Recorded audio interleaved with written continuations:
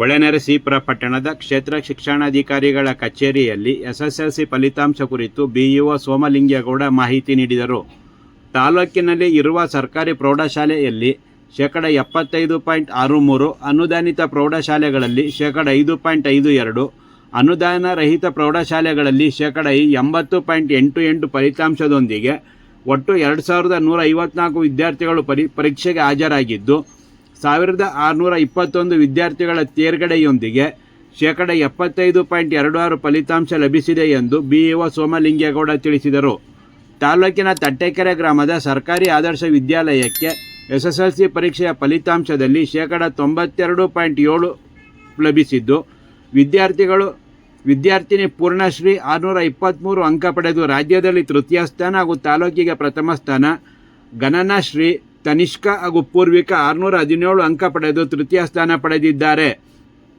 ಆದರ್ಶ ವಿದ್ಯಾಲಯದಲ್ಲಿ A+ ಶ್ರೇಣಿಯಲ್ಲಿ 40 ವಿದ್ಯಾರ್ಥಿಗಳು ಮತ್ತು ಎ ಶ್ರೇಣಿಯಲ್ಲಿ 22 ವಿದ್ಯಾರ್ಥಿಗಳು ತೇರ್ಗಡೆಯಾಗಿದ್ದಾರೆ ಎಂದು ತಿಳಿಸಿದರು. ಗ್ರೀನ್ವುಡ್ ಆಂಗ್ಲ ಮಾಧ್ಯಮ ಶಾಲೆಯ ಲಕ್ಷ್ಮೀ GL 620 ಅಂಕ ಪಡೆದು ದ್ವಿತೀಯ ಸ್ಥಾನ ಪಡೆದಿದ್ದಾರೆ. ತಾಲೂಕಿನ ಬನಕುಪ್ಪೆ ಹಾಗೂ ಮಾವನೂರಿನ ಸರ್ಕಾರಿ ಪ್ರೌಢಶಾಲೆ, ಹರದನಹಳ್ಳಿಯ ಮುರಾರ್ಜಿ ದೇಸಾಯಿ ವಸತಿ ಶಾಲೆ ಹಾಗೂ ಗುಡ್ಡೇನಹಳ್ಳಿಯ ಡಾಕ್ಟರ್ BR ಅಂಬೇಡ್ಕರ್ ವಸತಿ ಶಾಲೆಗೆ 100% ಫಲಿತಾಂಶ ಲಭಿಸಿದೆ ಎಂದರು.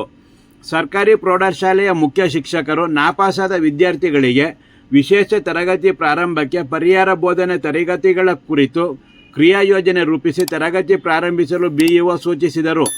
ನಂತರ ಮಾತನಾಡಿ, ಸಪ್ಲಿಮೆಂಟರಿ ಪರೀಕ್ಷೆಯು ಮೇ 26ರಿಂದ ಪ್ರಾರಂಭಗೊಂಡು ಜೂನ್ 2ಕ್ಕೆ ಮುಕ್ತಾಯವಾಗಲಿದೆ ಹಾಗೂ ಮೇ 3ರಿಂದ ನೋಂದಾಯಿಸಿಕೊಳ್ಳಲು ಅವಕಾಶವಿದೆ ಮತ್ತು ಯಾವುದೇ ಶುಲ್ಕವಿಲ್ಲದೆ ಪರೀಕ್ಷೆಗೆ ನೋಂದಾಯಿಸಿಕೊಳ್ಳಬಹುದು.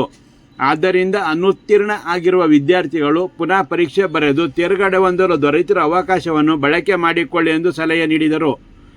ಪಟ್ಟಣದ ಆದರ್ಶ ವಿದ್ಯಾಲಯದ ವಿದ್ಯಾರ್ಥಿನಿ ಪೂರ್ಣಶ್ರೀ ಕೆ ಅವರು ಎಸ್ಎಸ್ಎಲ್ಸಿ ಪರೀಕ್ಷೆಯಲ್ಲಿ 623 ಅಂಕ ಪಡೆದು ರಾಜ್ಯದಲ್ಲಿ ತೃತೀಯ ಸ್ಥಾನ ಹಾಗೂ ತಾಲೂಕಿಗೆ ಪ್ರಥಮ ಸ್ಥಾನ ಪಡೆದ ಹಿನ್ನೆಲೆಯಲ್ಲಿ ಬಿಇಒ ಸೋಮಲಿಂಗೇಗೌಡ ಹಾಗೂ ಆದರ್ಶ ವಿದ್ಯಾಲಯದ ಮುಖ್ಯ ಶಿಕ್ಷಕ ಮೋಹನ್ ಕುಮಾರ್ HD ಅಭಿನಂದಿಸಿದರು.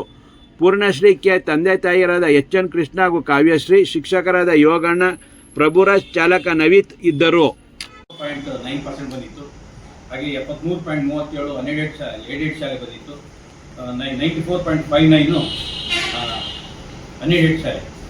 ಮೊದಲನೇ ಸ್ಥಾನ ಅನ್ಎಡೆಡ್ ಶಾಲೆ ಆಗಿದ್ದು ಕೂಡ ನಮಗೆ ರಿಸಲ್ಟ್ನಲ್ಲಿ ನಾವು 84.49 ಪಡ್ಕೊಂಡಿದ್ವಿ. ಯಾಕೆಂದರೆ ಅನ್ಎಡೆಡ್ ಶಾಲೆ ಮಕ್ಕಳೆಲ್ಲ ಅನುಕೂಲ ಆಗಿರ್ತಕ್ಕಂಥವ್ರು ಮತ್ತು ಉಳ್ಳವರು ಪ್ರೈವೇಟ್ ಶಾಲೆಗಳೇ ಸೇರಿಸಿ ಇಂಗ್ಲೀಷ್ ಮೀಡಿಯಮ್ನಲ್ಲಿ ಕಲಿಯುವಂಥ ಮಕ್ಕಳು ರಿಸಲ್ಟ್ ಬಂದಿದೆ. ಆದರೆ ನಮ್ಮ ಕನ್ನಡ ಮಾಧ್ಯಮದಲ್ಲೇ ಈ ವರ್ಷ ಹೆಚ್ಚು ಮಕ್ಕಳು ಗೌರ್ಮೆಂಟ್ ಶಾಲೆ ಮಕ್ಕಳು 5 ಮಕ್ಕಳು ಹೈಯೆಸ್ಟ್ ಮಾರ್ಕ್ಸನ್ನು ಸ್ಕೋರ್ ಮಾಡಿದ್ದಾರೆ.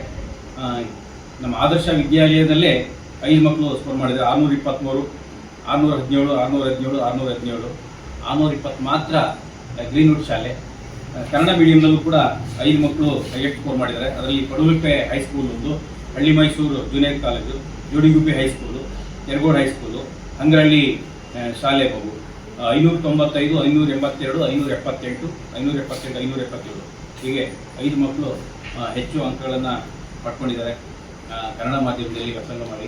ನಾವು ಈ ಪರೀಕ್ಷೆಗೋಸ್ಕರ ಮೇ ತಿಂಗಳಿಂದಲೇ ಆ್ಯಕ್ಷನ್ ಪ್ಲಾನ್ ಮಾಡಿಕೊಂಡು ಪ್ರತಿ ತಿಂಗಳು ವಿಶೇಷ ಶಿಕ್ಷಕರಿಗೆ ತರಬೇತಿಯನ್ನು ಕೊಟ್ಕೊಂಡು ಫಲಿತಾಂಶ ಸುಧಾರಣೆಗಾಗಿ ಏನೆಲ್ಲ ಕ್ರಮ ವಹಿಸಬೇಕು ಅನ್ನೋ ಸೂಚನೆಗಳು ಕೊಡ್ತಾ, ಕ್ರಿಯೆ ಯೋಜನೆ ಮಾಡಿಕೊಳ್ತಾ, ಮತ್ತು ಪಾಸಿಂಗ್ ಪ್ಯಾಕೇಜ್ ಮಾಡಿ, ಮತ್ತು ಕ್ವಶನ್ ಬ್ಯಾಂಕ್ನೆಲ್ಲ ರೆಡಿ ಮಾಡಿಸಿ, ಮತ್ತು ಬೋರ್ಡ್ನಿಂದ ಮಾದರಿ ಪ್ರಶ್ನೆ ಪತ್ರಿಕೆಗಳೆಲ್ಲ ಪ್ರಾಕ್ಟೀಸ್ ಮಾಡಿಸಿ, ಮತ್ತು ಶನಿವಾರ ಭಾನುವಾರ ಸರ್ಕಾರಿ ರಜಾ ದಿನಗಳಲ್ಲೂ ಕೂಡ ನಮ್ಮ ಸರ್ಕಾರಿ ಶಾಲೆಯ ಶಿಕ್ಷಕರು ಮಕ್ಕಳಿಗೆ ಪಾಠ ಪ್ರವಚನಗಳನ್ನು ಉತ್ತಮವಾಗಿ ಮಾಡಿದ್ದಾರೆ.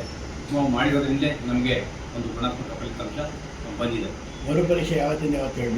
ಮರುಪರೀಕ್ಷೆ ಈಗ 26/5/2025ರಿಂದ 2/6/25 ತನಕ ಮರುಪರೀಕ್ಷೆ ಇದೆ. ನೋಂದಣಿಗೆ 3/5/2025ರಿಂದ 10/5/25 ತನಕ ನೋಂದಣಿ ಕಾರ್ಯ ಇದೆ. ಈಗ ಈ ಪರೀಕ್ಷೆಗೆ ಯಾವುದೇ ಶುಲ್ಕ ಇಲ್ಲದೆ ಇರೋದ್ರಿಂದ ಆಯಾ ಶಾಲೆಯವರೇ ಕಂಪ್ಲೀಟ್ ಮತ್ತು ಯಾವುದೇ ಫೋಟೋ ಕೊಡೋದು ಅಗತ್ಯ ಇಲ್ಲ. ಹಾಗಾಗಿ ಮಕ್ಕಳನ್ನು ನೋಂದಣಿಯನ್ನು ಮಾಡ್ಕೊಳ್ಳಿಕ್ಕೆ ಸುಲಭ ಆಯಿತು. ಮತ್ತು ಆರ್ಥಿಕ ಹೊರೆ ಮಕ್ಕಳಿಗೆ ಸರ್ಕಾರ ಮಾಡಿಕೊಟ್ಟಿಲ್ಲ. ಪರೀಕ್ಷೆ ಫ್ರೀಯಾಗಿ PUC ಪರೀಕ್ಷೆಗೆ ಫ್ರೀ ಮಾಡಿಕೊಟ್ರು. ಹಾಗೆ ಈ ಪರೀಕ್ಷೆಯಿಂದಲೂ ಕೂಡ ಯಾವುದೇ ಶುಲ್ಕ ಇಲ್ಲದೆ ಮಕ್ಕಳಿಗೆ ಆರ್ಥಿಕ ಹೊರೆ ಯಾವುದೂ ಇರೋದಿಲ್ಲ. ಮಕ್ಕಳಿಗೆ ತಯಾರಿಯನ್ನು ನಾವು ಮುಖ್ಯ ಶಿಕ್ಷಕರ ಸಭೆಯಲ್ಲಿ ಕರೆದು ಆಕ್ಷನ್ ಪ್ಲಾನ್ ಮಾಡಿಕೊಂಡು ಅವರಿಗೆ ತಯಾರಿ ನಡೆಸ್ತೀವಿ. ಈ 2ನೇ ಪರೀಕ್ಷೆಯಲ್ಲಿ ಹೆಚ್ಚು ಮಕ್ಕಳು ಪಾಸ್ ಆಗೋ ಕಡೆ ಹೆಚ್ಚು ಗಮನ ಹರಿಸ್ತೀವಿ.